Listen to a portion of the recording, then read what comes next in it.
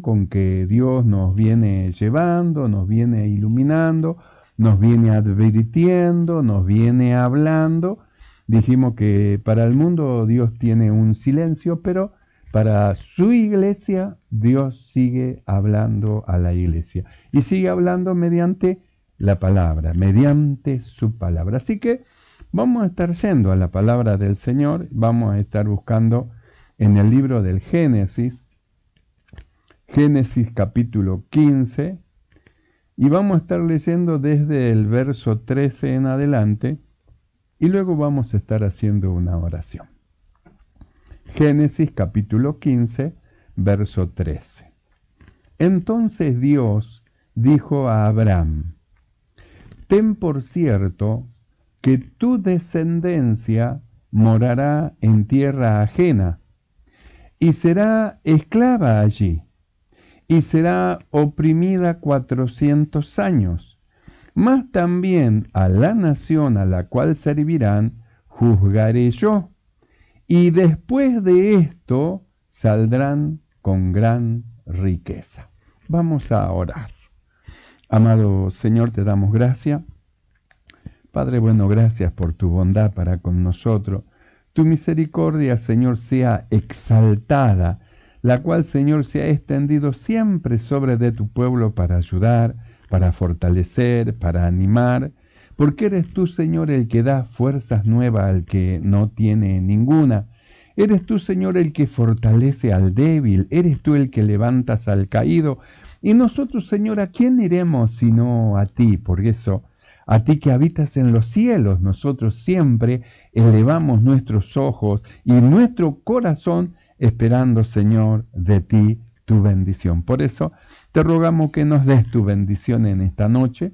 Háblanos, Señor, a nuestro corazón, hable nuestro entendimiento, que podamos entender, Señor, en plenitud tu perfecta voluntad. Mi Señor, aquí estamos, somos tuyos, te pertenecemos. Habla, que tus siervos oyen. Gracias, Padre, te damos en el nombre de Jesucristo. Amén y amén. Gloria al Señor. Nosotros hemos estado viendo este pasaje lo hemos estado viendo la vez pasada justamente para hablar sobre la fe de Abraham. Entonces nosotros hablamos de una fe que no es una fe muerta, sino que es una fe viva. Como decía Santiago, muéstrame tu fe sin tus obras y yo te mostraré mi fe por mis obras. Entonces, hemos estado viendo, hermano, el momento culminante de Abraham, la máxima acción de Abraham para con Dios, que fue creer a lo que él le decía. A pesar que siempre se mira como lo máximo que fue, es cuando fue a entregar y a matar a su hijo, sin embargo, ahí no fue justificado Abraham. Abraham fue justificado cuando no tenía hijos, y Dios lo sacó afuera y le dijo: mira las estrellas, así será tu descendencia. Ya era viejo, tenía todas las esperanzas del mundo en contra, su mujer era estéril, tenía todo en contra. Sin embargo, la Biblia dice: y creyó Abraham a Dios. Creyó, de creer, le creyó a lo que Dios le decía. Y ahí la Biblia dice: y le fue contada por justicia. Entonces fue el momento culminante, el momento de la manifestación de la fe de Abraham a lo que Dios decía, a pesar de todo lo opuesto que él veía. Entonces, con sus ojos veía una cosa, con sus oídos sentía otra cosa, en su carne sentía otra cosa, pero Dios habló y él le creyó a Dios. Entonces, nosotros hablamos de la fe de Abraham. Y de ahí el valor que tiene la fe, que es un don que Dios metió dentro de nuestro corazón para que nosotros podamos conocer a Dios, porque sin fe es imposible conocerle. ¿cómo va a conocer a alguien, a Dios, si no tiene fe y no cree en Él? Entonces necesitamos la fe. Entonces esta fe que Dios nos da es una fe que nos lleva a nosotros a creer lo que Dios habla y lo que Dios dice. Y es una fe que nos lleva a comprender que hay una esfera espiritual que el hombre natural no la puede percibir ni la puede entender. Entonces es una fe salvífica que nos lleva a creerle al Señor, y nosotros hablamos de la fe de Abraham como es que era una fe que va ligada con la obediencia, que es lo que dice el apóstol Pablo en el libro de Romanos. Cuando él habla de la fe, él habla justamente que la fe va ligada con la obediencia. Quiere decir que esta fe, la verdadera fe, la genuina fe, es una fe que no solamente dice que cree, sino que obedece. Por eso hemos estado viendo que por gracia soy salvo. Entonces hablamos de la gracia de Dios. Y hablamos cómo es que la gracia del Señor se manifestó para salvación a todos los hombres, enseñándonos que. Entonces hablamos de la gracia de Dios para salvación para todos los hombres, y hablamos que la gracia enseña. Entonces, ¿a quién le enseña la gracia? La gracia le enseña a aquellos que justamente entraron a esa gracia. Y la única manera es justamente que tengan fe, porque sin fe es imposible agradar a Dios. Entonces, ¿qué es lo que hace el que cree? Dios metió el don de la fe en ellos creen a lo que Dios dice, entonces tienen la capacidad para oír lo que la gracia le va a enseñar. Entonces, la gracia nos da la capacidad de poder oír, de poder entender, de poder comprender la voluntad de Dios, y de ahí nosotros fuimos a que la gracia enseña. Entonces, que para ser enseñado por la gracia es necesario tener fe. Entonces, quiere decir que nadie puede ser enseñado por la gracia del Señor si no tiene fe. Y si no tiene fe, dígame cómo agradó a Dios. Hay un pasaje donde Pablo habla de dos puntos muy importantes. Uno dice así: si confesares con tu boca. Eso lo dice cualquiera, un desesperado. Sí, no, yo confieso, sí. Y sale de ahí y va al macumbero. No, sí, yo confieso, yo quiero. Y sale de ahí, se mete en cualquier lado porque él tiene una necesidad. No tiene fe, tiene una necesidad, entonces quiere huir. Dijimos nosotros como lo que dijo Juan el Bautista cuando venían a ser bautizados por él. Entonces Juan el Bautista lo miró y le dijo: ¿y a ustedes quién le enseñó a huir de la ira venidera? Quiere decir que sabían que había un juicio sobre la cabeza de ellos, entonces dijeron: vamos, nos bautizamos con Juan y escapamos de la ira venidera. Entonces cuando Juan lo vio venir con esas intenciones, le dijo: ¿quién nos enseñó a huir? Sí que los bautizó, pero también le dijo: hacé obras dignas de arrepentimiento. Entonces nosotros hablamos de este evangelio, el evangelio de esta salvación, que tiene que ver con el arrepentimiento. ¿Qué arrepentimiento significa? Dolerse de las obras malas que uno hizo. Entonces, cuando alguien viene al Señor Jesucristo mediante la fe, acepta a Jesús como su Salvador, entonces nosotros dijimos que esta gracia del Señor empieza un trabajo en la persona de transformación. Empieza un trabajo de transformación, empieza a cambiar, cambia sus actitudes, cambia su forma de hablar, su forma de actuar, su forma de vestir, cambia su manera de obrar, cambia su conducta. Tenía una conducta mala, era un hombre malo, odiado por todos lo aborrecían, no hubo a quien no le hizo mal, pero cuando en verdad recibe a Jesús como su Salvador, entonces se produce algo. Dios hace en el hombre que ha creído, una traslación del reino de las tinieblas al reino de su amado Hijo Cristo Jesús, y la gracia comienza a enseñarle la forma de vida del reino. Por eso dijimos, no es suficiente, acepto a Jesús y ya está, y ahora sigo mi vida robando, matando, adulterando, fornicando, mintiendo, destruyendo vida, haciendo iniquidad, estafando, y sigo mi vida como si en realidad nunca lo hubiera recibido a Jesús. Bueno, esa forma de confesarlo con su boca es una confesión vocal, solamente de la boca, pero que no cree en el corazón que Dios resucitó a Jesús de entre los muertos. Por eso dice dice el apóstol, si confesares con tu boca que Jesús es el Señor y creyeres en tu corazón, tiene que haber fe. Por eso dijimos, Juan le dijo, hace obra. ¿Por qué le dijo? ¿Quién nos ha enseñado? Porque ellos tenían un conocimiento que venía una ira de Dios y ellos querían escapar de la ira de Dios. Entonces dijeron, ¿cuál es la solución? El bautismo, me paso por las aguas, me doy un chapuzón, dijeron ellos, y listo, y ya me libré de la ira venidera. Pero no se trataba de darse un chapuzón, porque ese chapuzón significa algo en el corazón de aquellos que tienen fe. Y en el corazón de aquellos que no tienen fe, para ellos es un chapuzón. Sin embargo, para los que tienen fe, para ellos es una muerte y un nuevo nacimiento. Y de ahí en adelante, la fe que está metida dentro de su corazón, los lleva a querer conocer de Dios.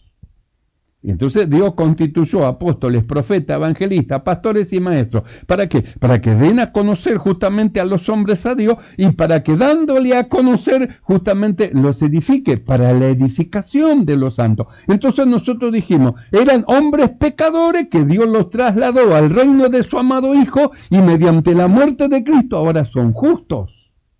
Y hemos estado viendo la bendición de los justos.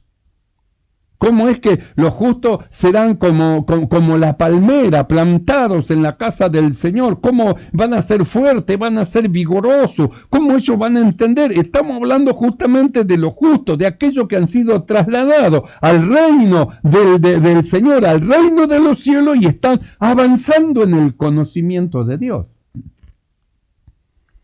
Porque los que huyen de la ira venidera sin creer, sin fe, nunca son trasladados al reino de Dios. Siguen en su misma condición, por eso siguen en el mundo, siguen con sus pensamientos, siguen robando, matando, hurtando, estafando, haciendo daño a la gente, siguen con sus propias ideas y ellos piensan que están libertados de la ira venidera y no han sido trasladados al reino de Dios. Porque cuando se es trasladado al reino de Dios, la gracia les enseña.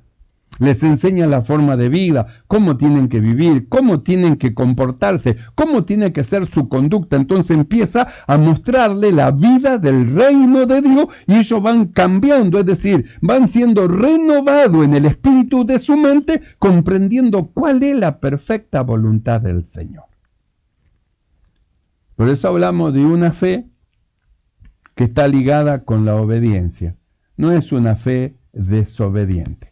Nosotros leímos este pasaje acá en el libro del Génesis, que tiene mucho que ver con nosotros, aunque usted no lo pueda ver. Pero sin embargo, en estos dos versículos que nosotros hemos leído, habla de nosotros. Primeramente habla del pueblo de Dios, porque era una profecía. Todavía no tenía hijo Abraham, sin embargo, ya le estaba hablando de la descendencia de Abraham, a dónde iban a estar, en tierra ajena. Usted piense, Dios llevó a Abraham, lo llevó a la tierra prometida, estaba en Canaán, y ahí en Canaán, ahí Dios le habla, y ahí le dice, esta tierra la van a heredar tus hijos. Ahí es donde le da la promesa, y ahí es donde le da una palabra profética, la palabra de Dios, una palabra profética en cuanto a los sucesos, lo que iba a pasar mucho más adelante cuando él ya no esté más sobre la faz de la tierra.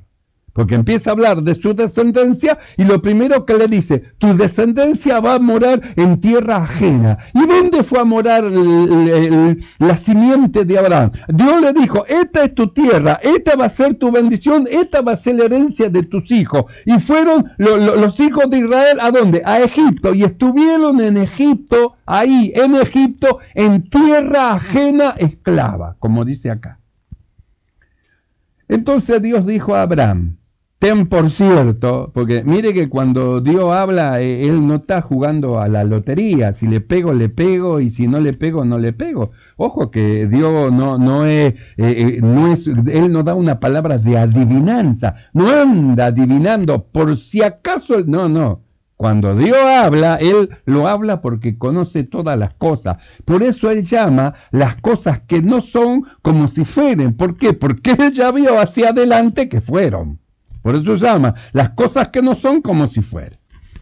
Entonces dice así, entonces Dios dijo a Abraham, ten por cierto que tu descendencia morará en tierra ajena, Egipto, y será esclava allí. Fueron esclavizados, los egipcios los presionaban, los oprimían, y la Biblia dice que los oprimieron por 4 generaciones, por 400 años. Y serán esclavas allí, y serán oprimidas 400 años. Mas también a la nación a la cual servirán ellos, que lo oprimieron, dice Dios, yo los voy a juzgar. Entonces dice, y después de esto saldrán con gran riqueza. Entonces nosotros miramos justamente a la simiente de Abraham. Entran en Egipto, con José van creciendo, muere José, viene otro rey que desconoce a José y va viendo que los hebreos se van multiplicando, entonces empiezan a hacer cosas porque tienen temor de ellos. Los oprimen muy fuertemente, los esclavizan muy fuertemente, 400 años de opresión, 400 años. Esas opresiones de los 400 años era un tiempo de espera, un tiempo de silencio. Dios no hablaba, Dios estaba callado. La opresión sobre su pueblo era fuerte, pero en la Biblia hay un pasaje donde dice, y oyó Dios el clamor de su pueblo. Dios escuchó. Y no solamente que escuchó, sino que la Biblia dice que los hizo salir de Egipto, los sacó por mano de Moisés justamente de Egipto, y la Biblia dice que cada vez que lo quería sacar Moisés para que vayan al monte de Oreb a servir a Dios, siempre le ponía una traba, y siempre le ponía una traba para que no lo haga, y siempre Dios mandaba una plaga, y otra plaga, y otra plaga, y otra plaga, y otra plaga, hasta que por fin dijo el rey de Egipto, bueno, vayan porque no quiero más problemas, váyanse de nuestra tierra. Y la Biblia dice que empezaron a pedirle a la gente y empezaban a darle joyas, riquezas, salieron con gran riqueza, como dice acá. Después de esto, saldrán con gran riqueza. Salió Israel al monte de Sinaí, recibió los mandamientos y de ahí marchó de vuelta a la tierra donde Dios le había hablado. Esta era la heredad de ellos. Es decir, cumpliéndose en este pasaje todo, cumpliéndose todo lo que él había dicho, antes que Abraham tuviese hijo. Entonces, nosotros miramos acá, y ¿por qué digo yo que tiene que ver con nosotros? Todo lo que dice acá tiene que ver con nosotros, lo que hemos creído. Porque nosotros leemos de vuelta, dice, ten por cierto que tu descendencia, cuando nosotros vamos al libro de Gálatas, capítulo 3, verso 6, el apóstol Pablo dice así: así, Abraham creyó a Dios y le fue contado por justicia. Sabe, por tanto, que los que son de fe, estos son hijos de Abraham.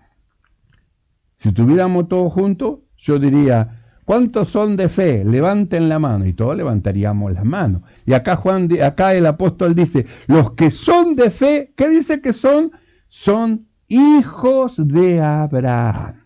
Volvemos a leer.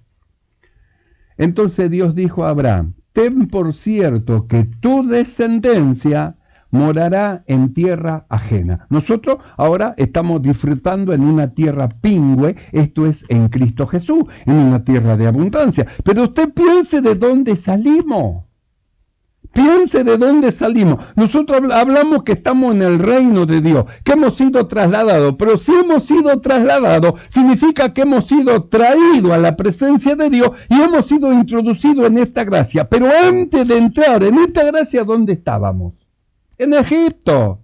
Es decir, en tierra ajena. Egipto, el mundo, no es nuestro lugar. Nuestro lugar es en Cristo Jesús. ¿Y dónde estábamos antes? Justamente estábamos en tierra ajena, en un lugar que no era nuestro lugar. Nuestro lugar es esto. El lugar del hombre de Dios es la iglesia, es el Señor. Son los compañeros de milicia, el servicio a Dios. Esto, en la iglesia es el lugar.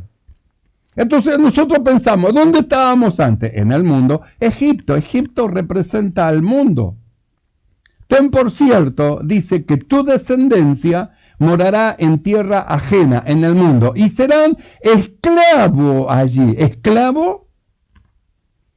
Usted piense, antes de venir al Señor parecería ser como que no era esclavo de nada. Sin embargo, vamos a la palabra del Señor en el libro de Colosenses capítulo 1, verso 12.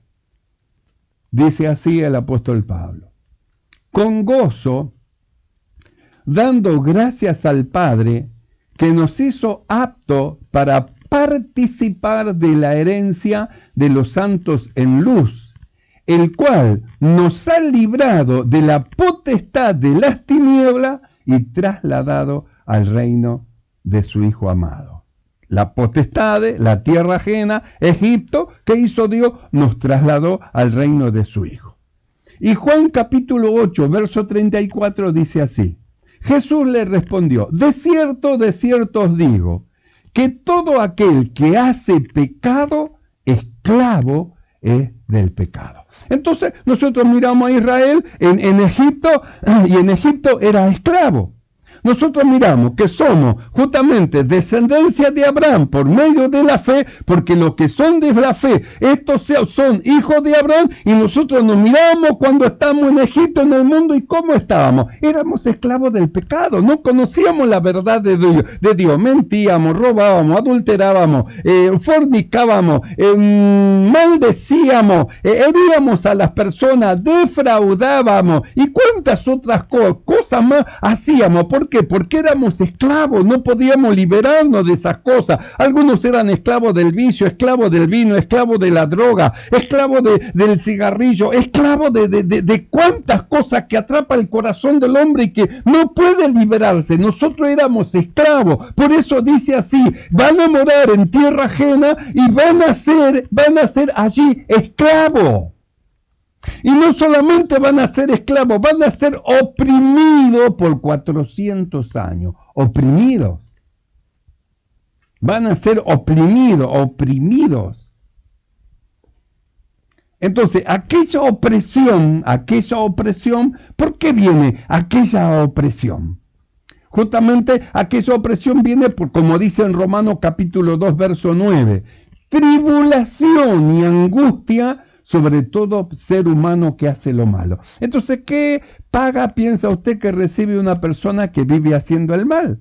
Parecería como que le va bien, parecería que el ladrón no tiene problema, él roba y no tiene problema, vuelve a su casa y está en su casa, y él roba y vuelve a su casa. Sin embargo, nosotros vamos a la palabra de Dios y la Biblia habla de una maldición que sale y que entra en la casa del ladrón y siempre va a estar en ruina. Aunque él robe, siempre va a permanecer en ruina. ¿Por qué? Porque robar es malo, porque robar desagrada a Dios, robar hiere a otra persona, robar le quita el alimento a otra persona. Entonces, ¿a dónde va la persona que produce esas cosas? Nosotros miramos tribulación y angustia sobre todo ser humano que hace lo malo. Entonces, cuando nosotros estamos en el barrio de enfrente, en el mundo, cautivo del pecado y en tierra ajena, nosotros vivíamos llenos de sufrimiento. Y nuestro sufrimiento era justamente a causa de las malas obras que hacíamos. Entonces, nuestras malas obras nos llevaban a padecer. Nosotros no podíamos echarle la culpa sino a nosotros mismos, porque lo que sembrábamos, eso recogíamos. El malo nunca va a recoger el bien, va a sembrar va a recoger lo que él siembra. Es lo que Pablo dice así: no os engañéis, Dios no puede ser burlado. Todo lo que el hombre sembrare, eso también segará. Todo lo que el hombre sembrare. Entonces nosotros miramos, Jesús dijo: el que hace pecado, esclavo del pecado. Miramos a Israel, esclavo en Egipto. No miramos nosotros cuando nosotros no teníamos a Cristo, también éramos esclavos del pecado. ¿Y qué es lo que hizo Dios? Dios hizo algo con nosotros. Nosotros miramos, después de esto saldrán. Es decir, que Dios iba a operar algo dentro de nosotros, iba a hacer una transformación, iba a poner una fe dentro de nosotros para que, trasladado al reino de su Hijo, nuestra conducta cambia. Porque si nosotros aceptamos a Jesús como Salvador y seguimos haciendo obra mala, vamos a seguir cosechando el fruto de lo que nosotros sembramos. El Evangelio No es un lugar para escapar de la ira venidera y yo me entro al Evangelio, digo que soy cristiano y sigo haciendo lo malo. El Evangelio es un lugar donde nadie puede pasar si no es trasladado. Dios lo va a trasladar cuando haya fe en su corazón, entonces lo traslada al reino de su Hijo porque metió fe y cree. Entonces la gracia que le hizo la traslación, que no pasó al reino de Dios, comienza a enseñarle, a instruirle, a iluminar, a abrir los ojos de su entendimiento para que comprenda cuál es la voluntad del Señor. Por eso hablamos de la gracia de Dios que enseña, la gracia que trae salvación a todos los hombres, la gracia que no quiere Dios que ninguno se pierda, sino que procedan todos a arrepentirse, porque quiere salvar a todos los hombres, enseña. No es que Dios está desesperado, uy, que el ladrón se salve, no importa lo que haga, hacete y listo, porque está Dios desesperado por salvar. La desesperación, el anhelo y el deseo de Dios es la transformación de la vida, no es que usted lo arranque y lo lleva al cielo. Eso es lo que usted piensa. La voluntad de Dios es que mediante el verdadero arrepentimiento se produzca un cambio de vida y usted muestre en usted la vida de Dios. ¿Cuál es la ganancia de Dios de llevarlo a usted al cielo? Dígame. Ah, sí, gana mucho, porque Dios está desesperado que todos los hombres se salven, y por eso es que crea, no importa lo que haga, confiese con su boca y entró al cielo. Eso dice usted. ¿Cuál es la ganancia de Dios que el hombre sea salvo? ¿Qué gana Dios? ¿No ve que la ganancia está en nosotros, lo que hemos creído? ¿Quién recibe los beneficios? ¿Dios recibe los beneficios? ¿No ve que los beneficios los recibe usted? Así como usted recibe tribulación y angustia por hacer lo malo, así hay gloria y honra e inmortalidad a todo aquel que hace lo bueno. Entonces, ¿quién recibe el pago de lo malo o el pago de lo bueno? ¿Usted? Entonces, ¿cuál es la voluntad de Dios? Que Él no quiere que sufra. Su amor va más allá, sobrepuja todo entendimiento, y lo que Dios no quiere es que usted sufra. Y usted quizás está sufriendo, no sabe qué hacer, no sabe a dónde ir, no sabe por qué camino agarrar. Bueno, si no lo sabe, Jesús es el camino. Él lo va a llevar al Padre. ¿Y por qué está hoy con nosotros en esta noche? Porque el Padre lo trajo al Hijo, le presenta el camino. Usted decide. Dios no obliga a nadie, sino que Él sigue llamando a los hombres al arrepentimiento. Por eso nosotros hablamos en la última reunión, justamente, hermano, de que cómo es que el evangelio que nos ha dado Dios es un evangelio que justamente lleva al hombre a arrepentirse. Es un mensaje de arrepentimiento para que el hombre que está separado de Dios vuelva a la comunión con Dios. No es el evangelio un lugar de bendiciones para que usted tenga auto, tenga casa, tenga esto. No, el evangelio es un lugar de arrepentimiento para que el hombre que crea sea transformado por la gracia de Dios que enseña en un hombre nuevo, una mujer nueva. ¿Qué es lo que le da Dios? Una vida nueva para que viva el hombre. Una nueva oportunidad. El evangelio es la oportunidad para el hombre para alcanzar otra forma de vida a la que vivía. Cansado el hombre ya de su vida y ya sin saber qué hacer, hastiado de todas las cosas, entonces Dios viene y le dice: este es el camino, anda por él. Le ofrece a Cristo. No lo empuja, no lo obliga. La persona sola de su voluntad piensa y dice: yo necesito tener paz con Dios. Yo necesito tener paz en mi corazón. Yo quiero cambiar de vida. No quiero ser el mismo de siempre. No quiero hablar de la misma manera, herir, pelearme con todo el mundo. Porque hay personas que tienen una facilidad para hacerse odiar con los demás. Entonces todo el mundo lo odia, todo el mundo lo aborrece, nadie lo quiere ya, todos le huyen. Entonces usted dice: ¿qué voy a hacer? ¿Me voy a quitar la vida? No, no se quite la vida. Venga Jesús, que le va a dar una vida nueva. Va a ser de usted un nuevo hombre, va a ser de usted una nueva mujer. Cristo es el camino para esta gloriosa transformación por el Espíritu Santo del Señor.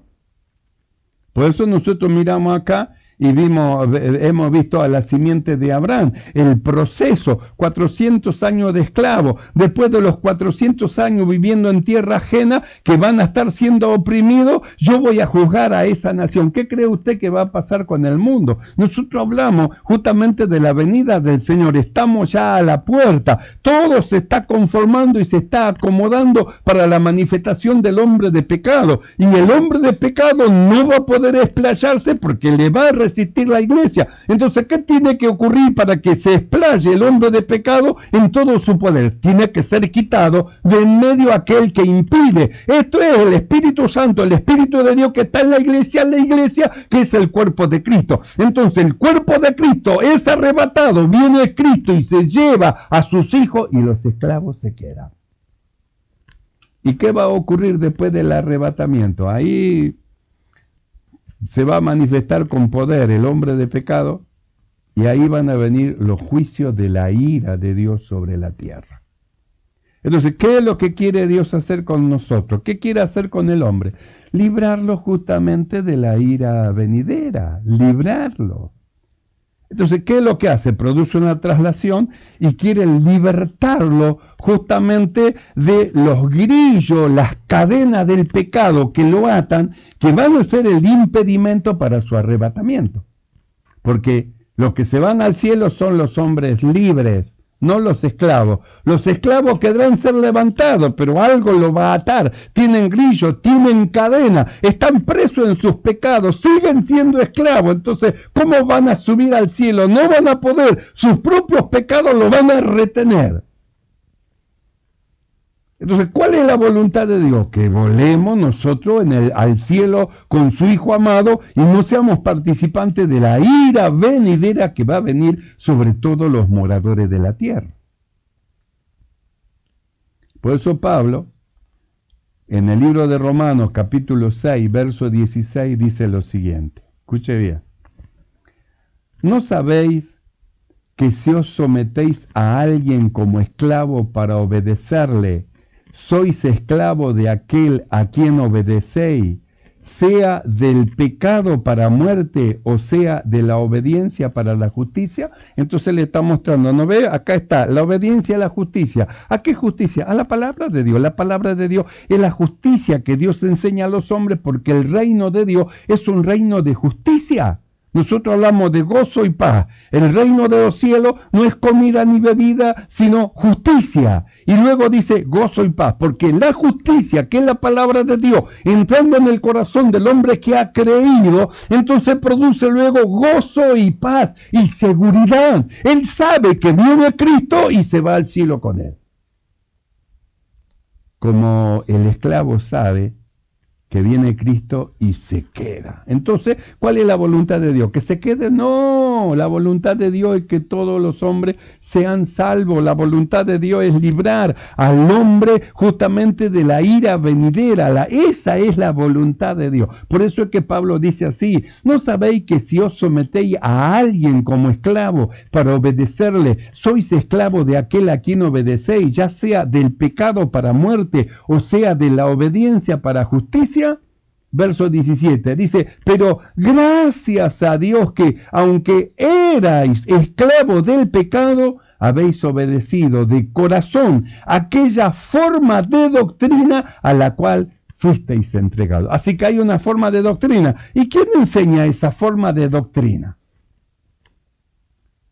Porque la gracia que trae salvación a todos los hombres, dice, nos enseña. La gracia es la que enseña, la maestra de las congregaciones, la gracia. Así que la gracia ha metido en el corazón de sus hijos, en aquello que él mismo constituyó, la gracia a través de ello enseña. ¿Y para qué enseña? Para que los hombres libertados del pecado, a causa de la forma de doctrina, vengan a ser siervos de la justicia. Por eso dijimos, ¿cómo alguien va a aceptar a Jesús? Va a ser salvo y sigue siendo siervo de la injusticia. Sigue matando, sigue violando, sigue adulterando, sigue robando, sigue estafando, pero él dice que es salvo y que es cristiano. Entonces, ¿en qué reino está viviendo? ¿En qué reino viven los que practican tales cosas? Pablo dice, no heredarán el reino de Dios, como diciendo, desen cuenta, han sido trasladados al reino de la gracia de Dios, y la gracia le está enseñando a que renunciando a la iniquidad, renunciando, que echen una carta de renuncia a todas esas cosas, porque ustedes ya no están más en el mundo, no son más esclavos, han sido hechos hombres libres para que sirvan a Dios en la libertad gloriosa de los hijos de Dios. Con alegría sirviendo al Señor, con fuerza llevando a cabo su obra, gozosos en la esperanza, sufridos en la tribulación, esperando el día glorioso, el sonar de la trompeta y la voz que diga, sube acá, y su pueblo se va arriba con él. Nos da seguridad. La gracia a los que han creído les da seguridad, les da certeza. Por eso la iglesia, el Espíritu y la iglesia dice, ven pronto, Señor Jesús, ven, claman, ven pronto, lo anhelan, lo desean, lo aman.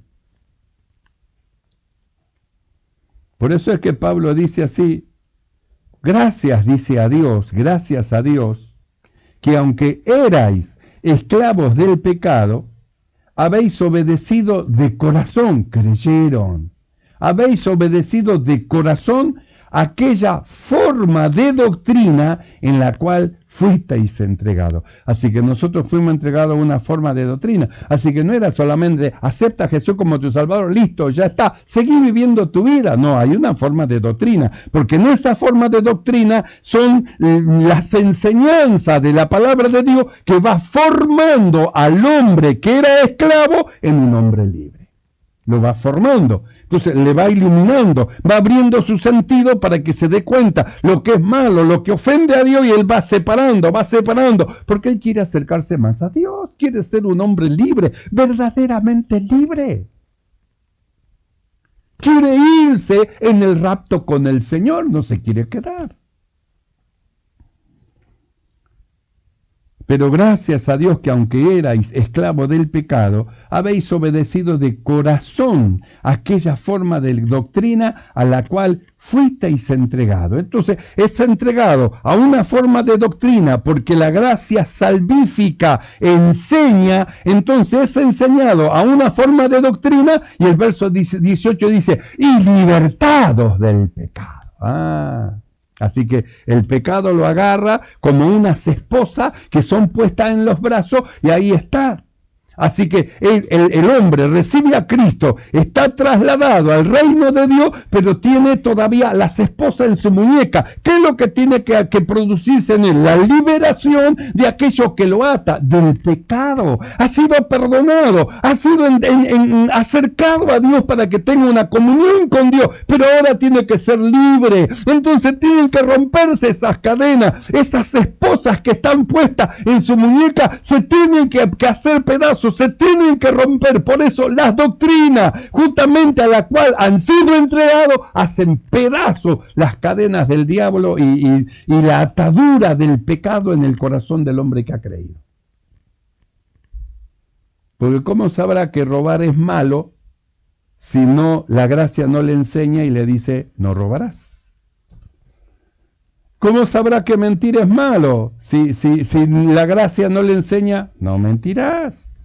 ¿Cómo sabrá que adulterar, fornicar, matar es malo si la gracia no le dice? ¿No ve que la gracia enseña? Y cuando la persona abre sus ojos y dice, esto es malo, entonces rompe sus grillos y ahora es un hombre libre. Entonces es todo un proceso. Dios nos va llevando para conformar en nosotros la imagen de su Hijo amado. Es un proceso. Por eso tenemos que tener fe en el Señor, confiar en Él, amar a Dios con todo nuestro corazón. Y la gracia de Dios nosotros nos va a ir llevando. Y cada día que pase vamos a ser más libres. Y cada día que pase vamos a sentirnos con más libertad. Y cada día que pase vamos a tener más seguridad en el Señor. Y cada día que pase vamos a anhelarlo al Señor.